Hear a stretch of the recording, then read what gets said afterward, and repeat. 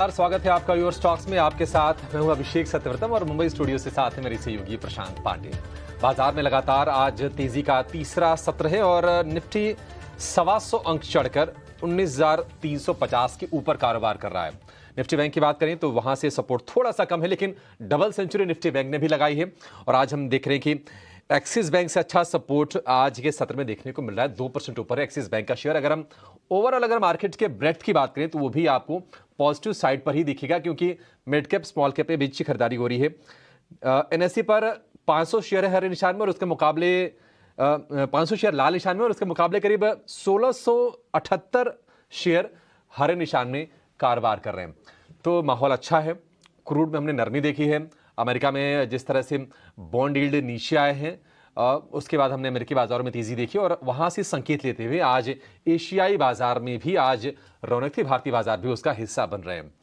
सवाल यह है कि बाजार में यहां से आपकी रणनीति क्या होनी चाहिए? क्या दायरे का ब्रेकआउट आ गया है? क्या 19,300 के ऊपर जाकर टिकना एक बहुत अच्छा संकेत है? इसके बारे में हम समझेंगे अपने एक्सपर्ट का व्यू भी लेंगे और आपके तमाम जो शेयरों पर सवाल हैं उसको भी शो में शामिल करेंगे। सवाल पूछने तरीका आपकी स्क्रीन पर लगातार ऊपरी हिस्से में फ्लैश हो रहा है। 9167329108 ये हमारा नंबर है। इस पर आप फोन कीजिए, एसएमएस कीजिए या फिर व्हाट्सएप के जरिए भी आप अपने सवाल हमसे पूछ सकते हो। और ET9 स्वदेश सोशल मीडिया के तमाम बड़े प्लेटफॉर्म्स पर मौजूद है। फेसबुक पर, ट्विटर यानी कि एक्स पर और इंस्टाग्राम पर जाकर भी आप अपने सवाल हमसे पूछ सकते हो। और यूट्यूब अगर आप हमें लाइव देख रहे हैं तो आप अपने सवाल वहां पर भी हमसे पूछ सकते हैं। और आज आपके सवालों के जवाब देने के लिए हमारे साथ हैं दो खास मेहमान। उनसे परिचय आपका करवा देते हैं। एसएमसी ग्लोबल के सौरभ जैन हो और कोटक सिक्योरिटीज के अमोल आठवाले हमारे साथ हैं। सौरभ जी और अमोल, आप दोनों का बहुत शुक्रिया, स्वागत है ET9 स्वदेश पर। अमोल जी, शुरुआत आपसे करना चाहेंगे। अच्छी शुरुआत, लगातार तीसरे सत्र में तेजी और आज ऐसा नहीं कि इंडेक्स मैनेजमेंट हो रहा हो, कोई एक शेयर निफ्टी को ऊपर खींच के ले जा रहा हो। आज ब्रॉड बेस्ड बाइंग है। SBI हम देख रहे हैं कि थोड़ा सा कमजोर है, सिप्ला थोड़ा सा नरम है, अदरवाइज आपको सारे के सारे शेयर हरे निशान में कारोबार करते हुए दिखाई देंगे। यहां से बाजार की आप चाल कैसे देख रहे हैं अमोल? और क्या इंट्राडे में यहां से भी लॉन्ग के मौके खोजने चाहिए या फिर थोड़े से गैप आज ज्यादा हो गई, आज रहने दें? आई थिंक जिस तरह से ग्लोबल सेंटीमेंट इंप्रूव हुआ है, आई थिंक डेफिनेटली अपने मार्केट्स ने भी अच्छा खासा कंट्रीब्यूट किया है। मार्केट टेक्सचर अगर मैं देखता हूं तो जो पुल बैक रैली था वो कहीं ना कहीं एक सस्टेनेबल रैली की तरफ जाता हुआ दिख रहा है। बट एक ही कंसर्न है कि इंडेक्स अभी भी 50 डे, अभी भी 20 डे सिंपल मूविंग एवरेज के नीचे ट्रेड हो रहा है। तो शायद ये थोड़ा सा रेंज बाउंड एक्टिविटी रहेगा। आपने जैसे इंट्राडे पूछा तो मार्केट में एक दिक्कत आ रही है कि मार्केट जो भी मोमेंटम दे रहा है वो गैप अप या गैप डाउन दे रहा है।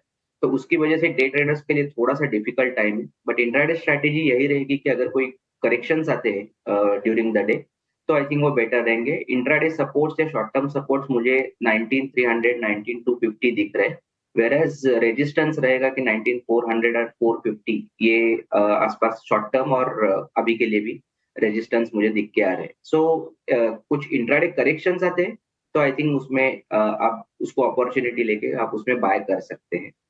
बट ब्रॉडर टेक्सचर अभी के लिए तो फिलहाल अच्छा ही है, साइडवेज जाएगा बट टेक्सचर अभी भी बुलिश है। ठीक है, तो ये है बाजार पर एक विस्तृत नजरिया। चलिए आपके सवालों को शामिल करते हैं। पहले कॉलर को जोड़ते हैं। राजू है नागपुर महाराष्ट्र से। राजू, गुड मॉर्निंग, पूछे अपना सवाल। सर जी राजू, आवाज आ रही है आप तक? हाँ हाँ हाँ जी जी, पूछे अपना सवाल। मेरी क्वेरी थी रेमंड पे। ठीक ठीक, और कोई शेयर? और SBBL। ओके। तो रेमंड खरीदा था मैंने 240 पे, लेकिन कुछ पीस मैंने बेचा है, 50 पीस बेच दिया था 2000 के भाव में। उसके बाद में 2200 ऊपर गया था ये। बाद में अभी स्टॉप लॉस समझ में नहीं आ रहा क्या लगाए। और दूसरा SBBL 215 के भाव खरीदी थी 40 शेयर मेरे, वो भी 390 पे गया, लेकिन स्टॉप लॉस समझ में आ रहा है, इसलिए मैं आपसे मदद चाह रहा हूँ। ठीक है ठीक है, चलिए इस पर एक राय लेते हैं। दोनों स्टॉक इस वक्त हम देखें, एक तो सोम डिस्टिलरीज और दूसरा उनका रेमंड, ये स्टॉक है और इस पर ज़रा हम राय लेते हैं। अमोल बताएं क्या करना चाहिए अगर हम देखें सबसे पहले रेमंड को। जी आई थिंक रेमंड अगर हम देखते हैं तो एक 200 DMA पे सपोर्ट लेके स्टॉक बाउंस बैक हुआ है। और अभी 50 डे सिंपल मूविंग एवरेज के आसपास है। आई थिंक टेक्सचर बुलिश है और ओवरऑल मार्केट भी अच्छा है। अगर उनको स्टॉप लॉस ही लगाना है तो I think 50 day simple moving average के थोड़ा सा नीचे है। अगर हम देखते हैं तो 1850 और 1840 ये पोजिशनल पॉइंट ऑफ व्यू से अच्छा सपोर्ट लेवल है। और अगर उससे भी कम रहे तो आई थिंक 1850 एक लेवल निकल के आ रहा है। जब तक उसके ऊपर रहते हैं आई थिंक अप ट्रेंड है जो कंटिन्यू रह सकता है। ऊपर में 1950 और 1970 तक जाने के चांसेस पूरे हैं। सोम डिस्लरीज पे भी इनका सवाल है और बताएं इस पे क्या नजरिया बन रहा है। अमोल सॉरी, आपका आवाज जी मिस जी, कर गया। सोम डिस्लरीज पे भी इनका सवाल है। 50 शेयर इनके पास 250 के भाव पे इन्होंने खरीदा है, इस पे आगे का नजरिया चाहते हैं। एसडीबीएल आई थिंक अभी 50 डे सिंपल मूविंग एवरेज के आसपास है। ओवरऑल अगर मैं टेक्सचर देखता हूँ तो एक रेंज बाउंड है और मुझे लगता है 315 एक ट्रेल स्टॉप लॉस उनके लिए हो सकता है। ट्रेल 315 3110 उसके ऊपर रहता है तो ऑन द हायर साइड 345 तक जा सकता ओके, तो ये है नज़रिया दोनों ही स्टॉक्स पर। अगला सवाल हमें फेसबुक पर आया है इंद्रनील चैटर्जी जी का, ये महाराष्ट्र से हैं और इनका सवाल है बीईएल पर। इन्होंने 1000 शेयर्स लिया हुआ है कंपनी के और इनकी जो खरीद है वो 124 पर है। फिलहाल मुनाफे में है, स्टॉक 136 पर कारोबार कर रहा है, लेकिन ये थोड़ा क्लियर नहीं है कि ये इन्होंने कब खरीदा हुआ था और कितना समय इस स्टॉक को दे सकते हैं। हालांकि फिलहाल तो मुनाफे में है, लेकिन सौरभ जी क्या करें बीईएल में और तेजी के लिए अभी रुके रहेंगे? नमस्कार जी। देखिए जो कंपनी की ऑर्डर बुक है वो काफ़ी अच्छी है, परफ़ॉर्मेंस भी ठीक है। मुझे लगता है शायद लास्ट क्वार्टर में थोड़ा-सा मार्जिन्स ने निराश किया था, थोड़ी-सी प्रॉफिटेबिलिटी इम्पैक्ट हुई थी। हालाँकि देखने वाली बात ये है कि जो पीएसयूज़ होते हैं, इनके बहुत सारे ऐसे प्रोजेक्ट्स होते हैं कि कभी एग्ज़ीक्यूशन इनका थोड़ा तेज़ हो जाता है, कभी कॉस्टिंग ज़्यादा हो जाती है। लेकिन अगर ओवरऑल देखेंगे तो एक बीईएल अभी उतना इस रैली में चला नहीं है, वैल्यूएशंस के हिसाब से भी अच्छा लगता है। तकरीबन 1-2 साल का अगर आप नज़रिया रखते हैं, तो मुझे लगता है बिल्कुल होल्ड करना चाहिए।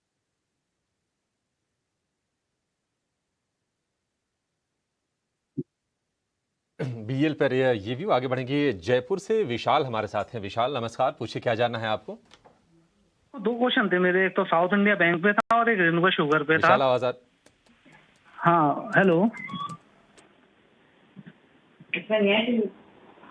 कितने शेयर है विशाल आपके पास साउथ इंडियन बैंक के? मेरे पास साउथ इंडियन बैंक के 300 शेयर है, 23 रुपए 45 पैसे के, और मैं 3-4 महीने रह सकता हूँ उसमें। और रेणुका शुगर के मेरे पास 800 शेयर है, 52 रुपए 45 पैसे के भाव के, मैं इसमें भी 4 महीने तक रुक सकता हूँ। ठीक है, 52 रुपए पर रेणुका शुगर है और साउथ इंडियन बैंक है 23 रुपए के भाव पर 3 से 4 महीने का समय दे सकते हैं। वैसे 3-4 महीने का समय ना बड़ा एक पशुपेश वाला मुद्दा है कि इसको ट्रेडिंग माने कि इन्वेस्टमेंट माने, फिर भी राय हम सौरभ जी से लेंगे। सौरभ जी, 25 रुपए के आसपास का भाव चल रहा है या साउथ इंडियन बैंक का, और पिछले कुछ दिनों से हम देख रहे हैं कि फिर से मोमेंटम बन रहा है जो छोटे साइज के बैंक्स हैं। साउथ इंडियन बैंक कितना कन्विक्शन है आपका और आप क्या सलाह देंगे अगर 4 महीने रखना हो तो? परफॉर्मेंस थोड़ा-सा इम्प्रूव आया है साउथ इंडियन बैंक में, और एक छोटा बैंक है। वैल्यूएशन अभी उतने महँगे नहीं हुए हैं, हालाँकि कुछ छोटे बैंकों के वैल्यूएशंस और ज़्यादा महँगे होते हैं। जिस तरह का बाज़ार में टेम्पो बना हुआ है छोटे शेयरों के, छोटे बैंकों के शेयरों में, तो मुझे लगता है 3-4 महीने का इनका अवधि है, तो उस हिसाब से बिल्कुल होल्ड कर सकते हैं। होल्ड कर सकते हैं आप साउथ इंडियन बैंक को। दूसरा शेयर है श्री रेणुका शुगर, 52 रुपए का भाव है और इनके भाव के आसपास ही ये शेयर ट्रेड कर रहा है। हालांकि अगर मार्केट कैप के लिहाज से देखेंगे तो ये सबसे बड़ी कंपनीज में शामिल है ये, लेकिन कहीं ना कहीं ऊपरी भाव पर प्रेशर जरूर बन रहा है क्योंकि जो ट्रिगर्स होते हैं तेजी के लिए वो कहीं ना कहीं एग्जॉस्ट हो जाते हैं। हालांकि प्राइसेस अभी हम देख रहे हैं कि अंतर्राष्ट्रीय बाजार में ऊपरी स्तर पर हैं, कहीं ना कहीं फेस्टिव डिमांड का भी इनको एक सपोर्ट मिल रहा है। और दूसरी चीज़ ये है कि एथनॉल वाला भी प्ले है और उम्मीद करके ये कंपनियां चल रही हैं कि आगे चलकर एथनॉल के भाव बढ़ेंगे और उसके चलते इनको फायदा होगा। श्री रेणुका शुगर सर, सौरभ जी क्या आप राय देंगे, क्या इसमें भी निवेशित रहें? अभिषेक जी, बिल्कुल आपने ठीक कहा। जैसे इंटरनेशनल प्राइसेस हाई हैं, बट डोमेस्टिक मार्केट में प्राइसेस उतने हाई नहीं जा पाते हैं क्योंकि गवर्नमेंट का इंटरवेंशन बना रहता है एक्सपोर्ट बैन को लेके या प्राइसिंग को लेके, केन प्राइसेस को लेके। तो ओवरऑल उतना मार्जिन नहीं मिल पाता है। हालांकि मार्केट में ऐसा देखने को मिल रहा है कि शायद 1-2 रुपए चीनी का पीछे बढ़ा भी था। और जहां तक इथेनॉल की बात है, तो मुझे लगता है कि इथेनॉल एक जो मेन ट्रिगर जो जितनी भी चीनी कंपनियों में है वो इथेनॉल ही है। और इथेनॉल ब्लेंडिंग पे गवर्नमेंट का काफी हद तक पुरजोर है। तो अगर आपका लंबे समय आप रखना चाहते हैं तो बिल्कुल रहें, क्योंकि आपको ये समझना पड़ेगा, क्योंकि ये एक ये थोड़ा टेक्निकल प्ले हो जाता है, जहाँ पर कुछ इंटरवेंशन हो जाती है, या फिर फर्ज कीजिए कि इथेनॉल ब्लेंडिंग के लिए प्रॉपर मटेरियल नहीं मिल रहा है कई-कई कंपनियों को, तो स्टॉक नीचे भी आ सकता है। थोड़ा-सा आपको इस तरह से आपको को व्यू करना पड़ेगा। लंबे समय के लिए रखना चाहते हैं तो कोई प्रॉब्लम नहीं है, आप होल्ड करें। ठीक है, तो ये है नजरिया श्री रेणुका शुगर्स पर। चले बढ़ते हैं आगे, अगले दर्शक के सवाल को लेते हैं। संदीप हैं पुणे महाराष्ट्र से, और इन्होंने ट्विटर के जरिए अपना सवाल हम तक पहुंचाया है। अदानी विल्मर के 62 शेयर इनके पास हैं, 698 रुपए के भाव पे इन्होंने स्टॉक में एंट्री ली, और इस वक्त इनके भाव से सीधा आधा हो चुका है ये स्टॉक, आधे से भी ज़्यादा नीचे है इस वक्त ये स्टॉक। चलिए इस पर एक नज़रिया लेते हैं। सौरभ, क्या करना चाहिए अदानी विल्मर में? 698 की खरीद है। पीछे 2-3 तिमाही के अगर आप नतीजे देखेंगे तो ज़्यादातर जो कंपनी है वो एडिबल ऑयल के कारोबार में है, और वहाँ पर कंटिन्यूअसली प्रेशर देखने को मिल रहा है।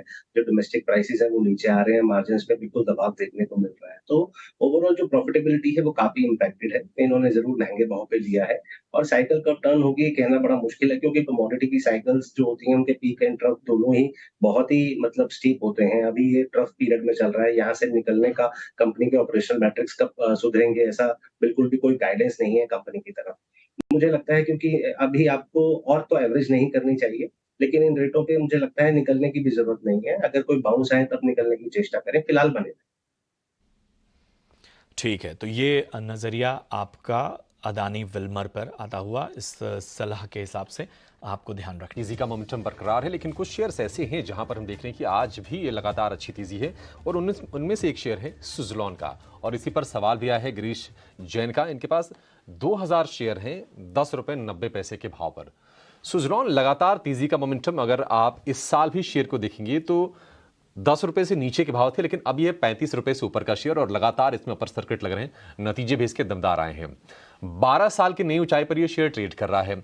सौरभ जी, सुज़लॉन चमक बिल्कुल इसमें लौट आई है, और कहीं ना कहीं जो दायरे में फंसा रहता था अब उसकी चिंता बिल्कुल भी नहीं है। आपको कैसे लग रहे हैं इसके फाइनेंशियल्स, और क्या ये जो तेजी का माहौल है ये आगे बना रहेगा, या फिर जो लोअर लेवल्स पर सालों से ट्रैप्ड हैं 10 रुपए 15 रुपए वाले लेवल पर, क्या वो निकलने की सोच सकते हैं शेयर से? देखिए अभिषेक जी, अगर आप देखेंगे कंपनी को, तो कंपनी का जो डेट है वो कम हुआ है। ऑर्डर मिलने काफी समय से इनको शुरू हो गए थे, और एक हमने पूरा टर्न अराउंड देखा है ऑपरेशनल परफॉर्मेंस में। मुझे लगता है कि जब कंपनी के ऑपरेशंस में एकदम इस तरह से सी चेंज आता है, तो बाजार का ऐसा स्वाभाविक है ऐसा रिएक्ट करना कि कंपनी के जो दिन है वो बदलने वाले हैं, और बाजार उसी तरह से रिएक्ट कर रहा है। क्योंकि इन्होंने 10 रुपए का लिया हुआ और अभी 34-35 रुपए हो गया है, मुझे लगता है कि इन्हें बिल्कुल बने रहना चाहिए, और ये जो गेन्स आ रहे हैं इसको राइड करना चाहिए। मेरी सलाह यही रहेगी, आप उसे होल्ड करें। तो ये है सलाह सुज़लॉन पर, शानदार मुनाफा, कॉन्ग्रेचुलेशन उसके लिए आपको संपर्क करने की कोशिश की, लेकिन दर्शक से संपर्क नहीं हो पा रहा है, लेकिन ये सलाह आपको दे दी गई है। अब आगे बढ़ेंगे, और मुंबई से ही हमारे साथ अगली दर्शक जुड़ी हैं, कल्पना ठक्कर। कल्पना जी नमस्कार, किन स्टॉक्स पर सवाल है आपका, पूछिए। मेरा सवाल नोसिल पे है मैम। जी। 63 शेयर है, 237 बाइंग प्राइस मेरे। ठीक है, हाल फिलहाल की खरीद लग रही है, अभी समय दे सकती है ना आप इस स्टॉक को? हाँ मैं समय दे सकती हूँ, शॉर्ट टर्म के लिए लिया था, पर ठीक है समय दे सकती हूँ। और दूसरा सुला पे है मैम, सुला विनयार्ड पे। सुला विनयार्ड्स, ये भी आपने ट्रेडिंग के लिए ही लिया था? शॉर्ट टर्म के लिए लिया था, पर अभी मैं फंस गई इसमें। 500 पे लिया था, 50 शेयर है मैम। कल्पना जी, आपसे और सभी दर्शकों से को हमारी ये सलाह कि अगर शॉर्ट टर्म के लिए लिया है तो स्टॉप लॉस ज़रूर लगाएं, और अपना आकलन कर ले कि कितना रिस्क, कितना नुकसान आप झेल सकते हैं। तो स्टॉप लॉस लगाकर ही अगर शॉर्ट टर्म ट्रेडर्स हैं तो ट्रेड करिए, अदरवाइज स्क्रीन को देखते रहिए। जब भी आपके प्राइस के आसपास आए निकलने की कोशिश कीजिए स्टॉक से, नुकसान को मत झेलिए। हालांकि ज़्यादा नुकसान तो आपको नहीं हो रहा है, और प्राइस आने के चांसेस हैं, जो आपकी खरीद भाव है वो भी आने के चांसेस हैं, लेकिन ये सलाह हम अपने सभी दर्शकों को देते हैं कि स्टॉप लॉस का ध्यान ज़रूर रखें। यहाँ पर अमूल, आप सलाह दीजिए। दोनों ही स्टॉक को शॉर्ट टर्म के लिए ही लिया था, अब नुकसान हो रहा है, हालांकि बहुत ज़्यादा नुकसान नहीं है, लेकिन चिंता करने वाली बात है क्या दोनों ही स्टॉक्स में, सुला विनयार्ड्स और नौसिल, दोनों पे अपनी सलाह दीजिए। आई थिंक दोनों ही स्टॉक अगर हम देखेंगे तो मार्केट के साथ इतना कंट्रीब्यूट नहीं किए। अगर नोसिल भी देखते हैं तो ये साल में इनफैक्ट -7% ही है, एक रेंज में चल रहा है अभी, 200 डे सिंपल मूविंग एवरेज के आसपास चल रहा है, तो एक थोड़ा सा नीचे का लेवल रहेगा, बट ये प्रॉमिसिंग लेवल लग रहा है मुझे। तो नोसिल के लिए मैं 209 208 जो 200 डे सिंपल मूविंग एवरेज के नीचे वाला जो सपोर्ट है वो मेंशन करूंगा, उसके साथ बने रह सकते हैं। और ऑन द हायर साइड इसमें बाउंस बैक आया तो 238 240 जो उसका प्रीवियस रेजिस्टेंस है वहां तक स्टॉक आ सकता है। और सूला में इतना ग्राफ तो अवेलेबल है नहीं एक्चुअली, बट जितना भी है उसमें मैं अगर देखता हूँ तो एक बेस बना है 465 464 का। आई थिंक दोनों साइड के मूवमेंट स्टॉक दे रहा है, तो आई थिंक ऊपर रेजिस्टेंस है 495 और नीचे में सपोर्ट है 462। आई थिंक यही रेंज में stock in the short term trade हो सकता है। ठीक है, तो ये सलाह आपको सुला वाइन यार्ड्स पर। चलिए बढ़ते हैं आगे, अगले दर्शक के सवाल को शामिल करते हैं। सुधीर हैं जिन्होंने इंस्टाग्राम पर हमें अपना सवाल भेजा है और इनका सवाल सोम डिस्टिलरीज पर है। आपसे थोड़ी देर पहले भी इस पर हमने राय दी। 1250 स्टॉक इन्होंने लिए हैं और लगभग 250 के इनकी खरीद है। अच्छे लेवल पे इन्होंने खरीदी, क्वांटिटी अच्छी है, तो मुनाफा भी यहाँ पर ज़बरदस्त होता हुआ। चलिए इस पर अमोल से राय लेते हैं। अमोल, सोम डिस्टिलरीज क्या करना चाहिए? जो ज़बरदस्त मुनाफा है वो बांध लें या अभी आगे और बेहतर संकेत मिल सकते हैं? जी, आई थिंक एक शॉर्ट टर्म के लिए इससे पहले भी व्यू आया था, तो उसके ऊपर मैंने शॉर्ट टर्म के तो सपोर्ट्स दिए थे।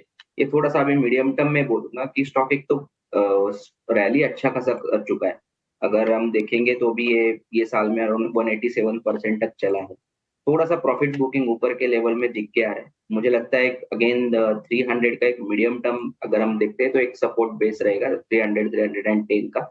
जब तक उसके ऊपर है आई थिंक एक 360 370 तक जा सकता है, बट टेक्सचर एक रेंज बाउंड होता जा रहा है, थोड़ा प्रॉफिट बुकिंग है, तो आई थिंक रेजिस्टेंस लेवल पे आता है तो थोड़ा प्रॉफिट बुकिंग भी करेंगे तो भी चल सकता है।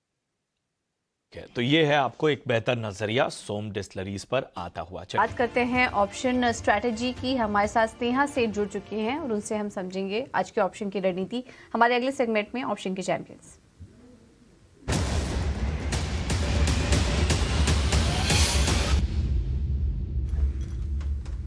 और स्नेहा सेठ हमारे साथ मौजूद हैं। स्नेहा, गुड मॉर्निंग, बताइए आज क्या रणनीति देंगे आप? कुछ अगर आप इंडिविजुअल काउंटर्स में देखें तो सन फार्मा ये काउंटर ने रिसेंटली लास्ट 3-4 दिनों में काफी अच्छी अपमूव दिखी है। 89 EMA के आसपास को टेस्ट किया वो लेवल्स और उसके बाद भी एक स्मार्ट रिकवरी दिखी है। तो मुझे लग रहा है कि यहाँ पे ऑप्शंस के थ्रू हम एट दी मनी की 1150 की जो कॉल है वो बाय कर सकते हैं। 13-14 रुपए में आपको बाय करना है। स्टॉप लॉस उसमें 8.7 का रहेगा, टारगेट इसमें 25 तक के रहेंगे। एज पर दी स्टॉप लॉस जो इसमें मैक्सिमम लॉस हो सकता है दैट इज अराउंड 3600 और जो प्रॉफिट पोटेंशियल है दैट विल बी अराउंड 7700। आप नजर रख सकते हैं 1150 की कॉल खरीदने की राय जो इस वक्त 13 से 14 के पास मिल रही है। 25 रुपए का टारगेट होगा। अधिकतम मुनाफा भी आपको बता दिया है 7700 का। तो इस स्ट्रैटेजी पर आप नजर रखिए आज। चलिए अब आगे बढ़ते हैं और अगले दर्शक हमारे साथ जुड़ चुके हैं। गोवा से हैं हमारे साथ अगले दर्शक एंथनी। एंथनी जी नमस्कार, किस स्टॉक पर सवाल है आपका, सर पूछिए। Good morning. मेरे पास आयशर मोटर्स है, I purchased it for 3,200. Shall I hold it or sell it? Okay, मुनाफा हो रहा है वैसे तो आपको, और आज भी स्टॉक 2.5% ऊपर है। इनफैक्ट आज कुछ पॉजिटिव रिपोर्ट्स भी आई थी आयशर पर। टारगेट यहाँ पर बड़े हैं जिसके चलते आज हम स्टॉक में तेज़ी भी देख रहे हैं। तो 3,200 पर इन्होंने लिया था, इस वक्त 3,500 के ऊपर ये स्टॉक कारोबार कर रहा है। अमोल जी क्या करें, आयशर मोटर्स पर अभी भी बने रहें और तेज़ी के लिए स्टॉक में? टेक्निकल टेक्सचर एक रेंज बाउंड ही है। लास्ट 2 या 3 महीने से स्टॉक एक ही रेंज में चल रहा है, बट पॉजिटिव साइन ये है कि स्टॉक 200 डे 50 डे और 20 डे तीनों मूविंग एवरेज के ऊपर चल रहा है और एक अच्छा खासा बाउंस बैक आया है। मुझे लगता है वीकली टेक्सचर अच्छा है, डेली टेक्सचर भी आज बुलिश कैंडल है। आई थिंक 3450 एक ट्रेल स्टॉप लॉस हो सकता है स्टॉक के लिए। उसके ऊपर रहता है तो आई थिंक ये रेंज ब्रेकआउट आने के चांसेस बढ़ जाएंगे और थोड़ा सा मीडियम टर्म व्यू में आई थिंक 3600 तक ये जा सकता है, बट ट्रेल स्टॉप लॉस जरूर फॉलो करना चाहिए 3450।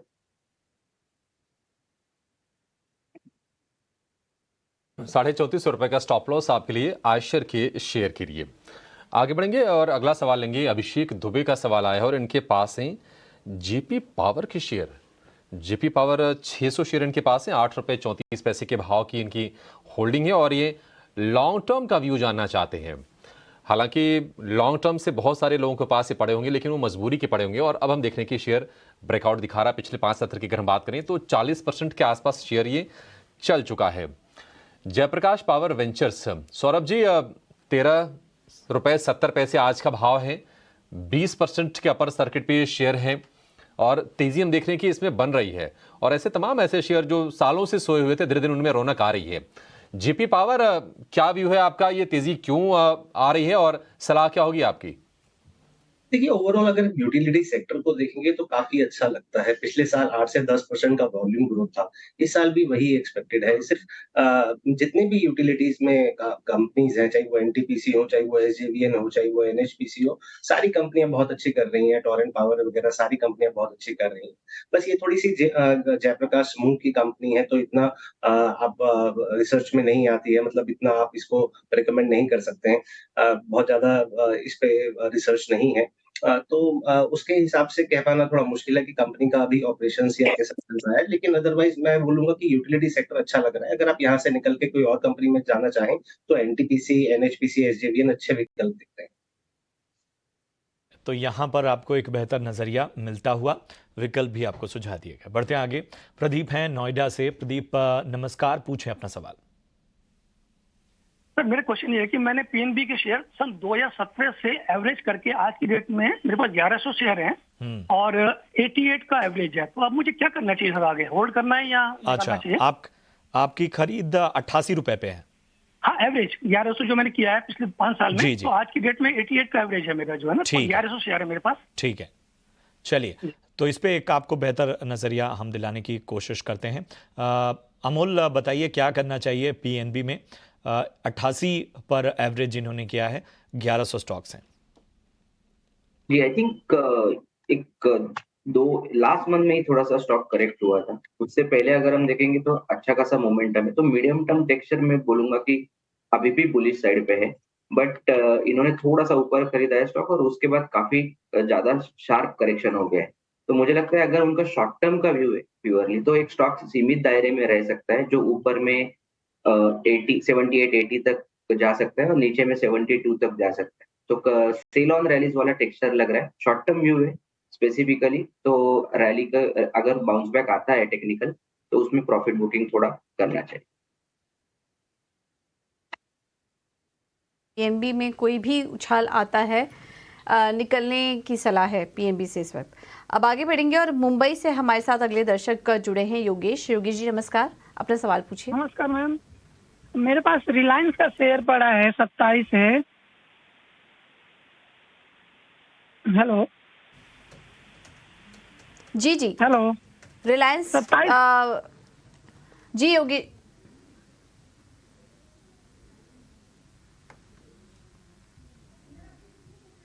योगेश जी, आपको आवाज आ रही है? हाँ जी, हाँ जी, आ रही है जी। रिलायंस पर आपका सवाल है। हाँ, कितना समय दे सकते हैं आप? हम 1 साल से तो है और एक डेढ़ साल और रुक जाएंगे। और जियो बाद में अलग हुआ तो मेरे को उसमें 27 शेयर तो मिले हैं उसके भी। अच्छा, हाँ, लेकिन भाव अभी हमारा आया नहीं अब तक। ओके, बिल्कुल, चलिए आपको राय दिलवा देते हैं। रिलायंस पर आपका सवाल है, और कोई सवाल है क्या आपका? हाँ, और स्टर्लिंग का मेरे पास 100 शेयर है, 365 पे लिया था। अच्छा, स्टर्लिंग एंड विल्सन, यहाँ पर भी आपको नुकसान ही हो रहा है। ठीक है, आपको सलाह दे देते हैं। सौरभ, 2 स्टॉक हैं इनके पास, रिलायंस और स्टर्लिंग एंड विल्सन। नुकसान हो रहा है, कुछ बदलाव करने की जरूरत है क्या इनको अपने होल्डिंग्स में? देखिए, रिलायंस इंडस्ट्री की बात करें तो जितने भी वर्टिकल हैं वो सारे अच्छे चल रहे हैं। कंपनी के अभी कैपेक्स पे काफी खर्चा है, थोड़ा बाजार को शायद इससे थोड़ा सा वो थोड़ा डर है कि कंपनी का जो डेट है वो थोड़ा बढ़ जाएगा, जो अभी एक्सपेंशन प्लान है कंपनी को लेके, शायद थोड़ा सा इसी वजह से स्टॉक नहीं चल रहा है। लेकिन ये एक पोर्टफोलियो स्टॉक है, जब हम इसे लंबे समय के लिए अगर रखते हैं तो मुझे लगता है कि ये मार्केट से निफ्टी से ज्यादा नहीं रिटर्न दे सकता है, ब्रॉडर मार्केट से ज्यादा रिटर्न दे सकता है। तो मेरी सलाह ये रहेगी कि आप लंबे समय के लिए बने रहें। और दूसरा स्टॉक जो आपने पूछा वो कवरेज में नहीं।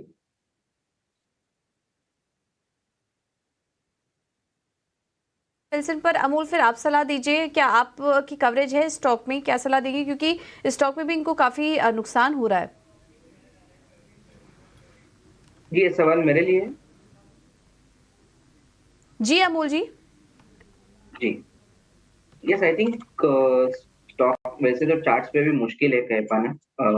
एक व्यू ही है, आई थिंक एक बड़े करेक्शन के बाद स्टॉक रुका है 258 के आसपास, और सेलिंग प्रेशर है, काफी शार्प करेक्शन है। मुझे लगता है सेल ऑन रैलीज वाला टेक्सचर ठीक रहेगा, बट 258 अगर कोई होल्ड कर रहा है तो 258 255 सपोर्ट्स क्रूशल है, उसके नीचे वीकनेस बढ़ सकता है।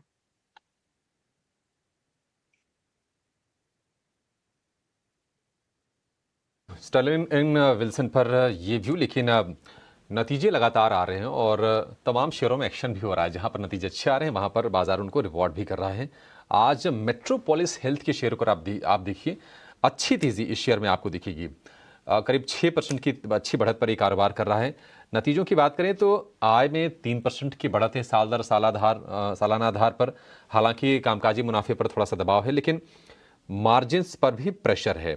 26.2% से गिरकर 24.5% के आसपास की मार्जिन रिपोर्ट की है, और मुनाफे की अगर हम बात कर लें तो उसमें 12% के आसपास की कमी है पिछले साल की इसी तिमाही के मुकाबले।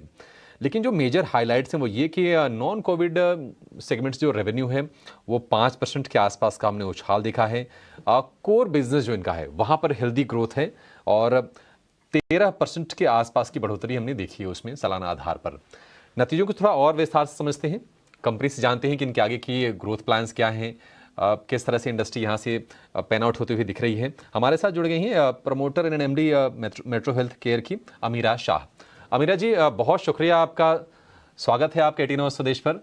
मैम, सबसे पहले आप ये बताइए कि नतीजों में जो की हाईलाइट्स हैं आपके हिसाब से कहाँ पर हेल्दी ग्रोथ आपको दिख रही है?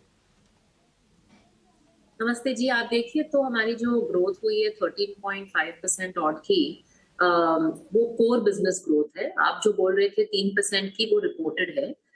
एक्चुअली जो अंडरलाइंग जो दिख नहीं रहा है कि एक्चुअली हम एक गवर्नमेंट कॉन्ट्रैक्ट कर रहे थे पिछले साल में, जो खत्म हो गया था February 23 में, और ये गवर्नमेंट कॉन्ट्रैक्ट की वजह से जो रेवेन्यूज नहीं आ रहे हैं उसकी वजह से ये 3% रिपोर्टेड दिख रहा है।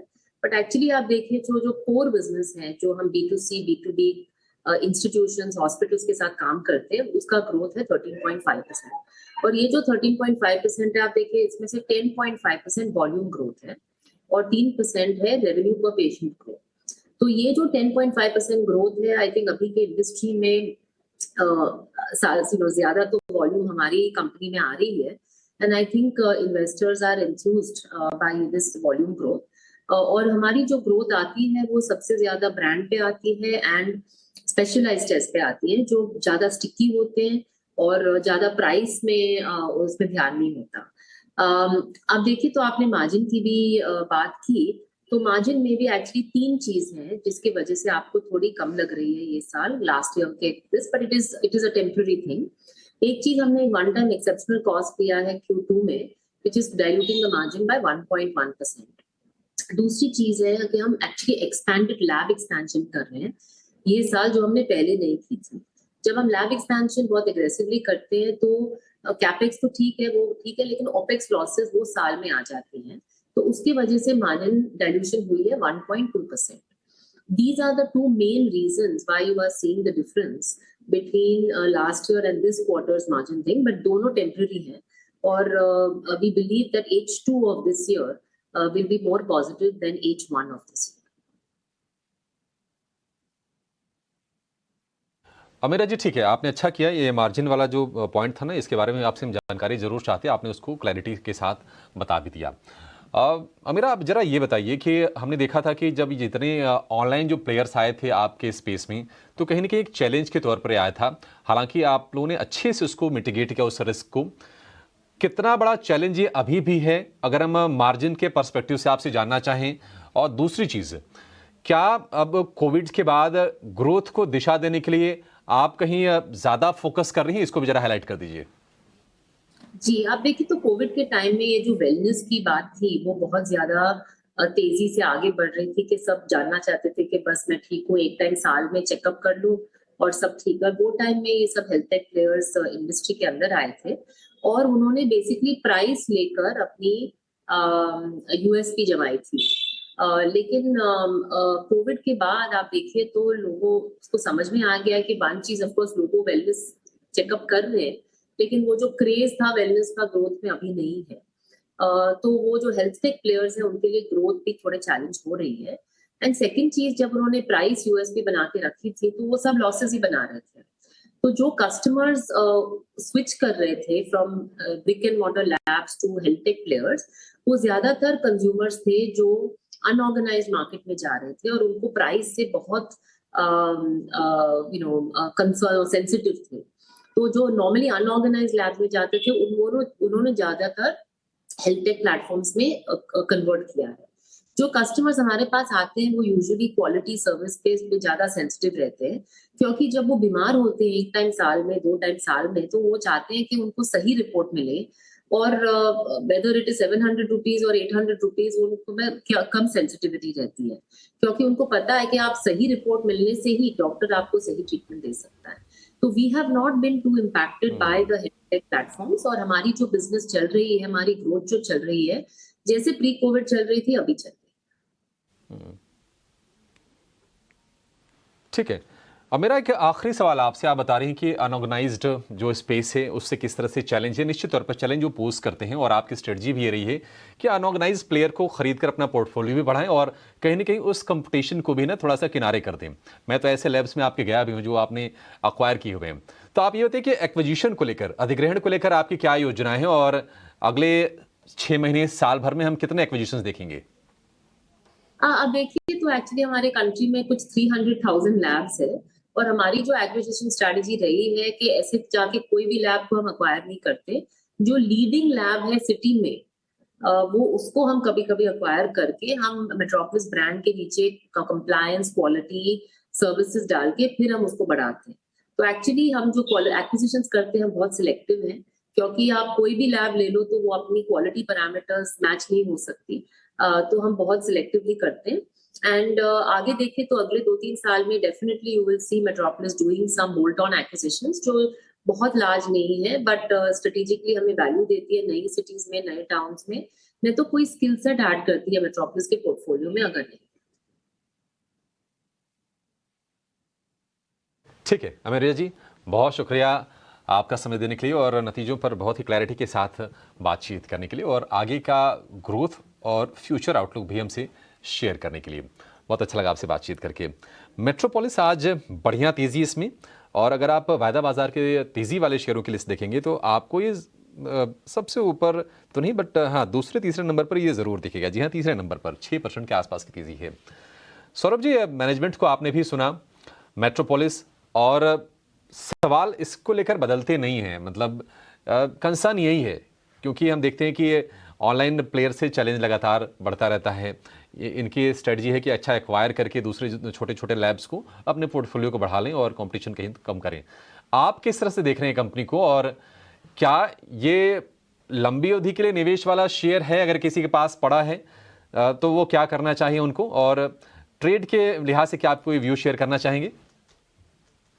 देखिए अभिषेक जी, मार्जिन के लिहाज से तो कंपनी ने बिल्कुल क्लैरिफाई कर दिया कि किन 2 वजहों से कंपनी के जो तकरीबन 2 से 2.5% का मार्जिन पे दबाव देखने को मिला है। एक्सपेंशन स्ट्रैटेजी भी उन्होंने बताई और ये भी बताया कि जो प्री कोविड उनका ग्रोथ था वो उसी रन रेट से चल रहे हैं। और मुझे लगता है कहीं न कहीं जो कॉम्पिटिशन वाली बात थी वो थोड़ी कहीं न कहीं कम हो रही है, क्योंकि जब डॉक्टर लाल पैथ के भी रिजल्ट आए थे वहां पर भी थोड़ा मार्केट को हैरानी हुई, क्योंकि वहां नतीजे जो थे वो उम्मीद से बेहतर आए थे। और वहां पर उस मैनेजमेंट ने भी यही बोला था कि जो कंसर्न, जो कॉम्पिटिशन को लेकर कंसर्न है वो अब काफी कम हो रहे हैं। तो मुझे लगता है ओवरऑल एक सेक्टर को लेके एक रवैया बदल रहा है। 1-2 क्वार्टर और निकल जाएंगे तो पता लग जाएगा कि वो कितने कंसर्न्स बचे हुए हैं और क्या ये कंपनियां वापस अपने मार्जिन एक्सपेंशन स्प्री पे आ गई हैं और ग्रोथ पे आ गई है नहीं या नहीं। ओवरऑल आज की डेट में लगता है कि वो अभी पीछे रह गए हैं फिलहाल तो, और इसीलिए जो इन्वेस्टर्स का इंटरेस्ट है वापस लौट रहा है। तो जिसके पास ये स्टॉक है मेरी सलाह से वो उसे होल्ड करें, और अगर फ्रेश में बाय करना चाहते हैं तो थोड़ा सा करेक्शंस की वेट करें।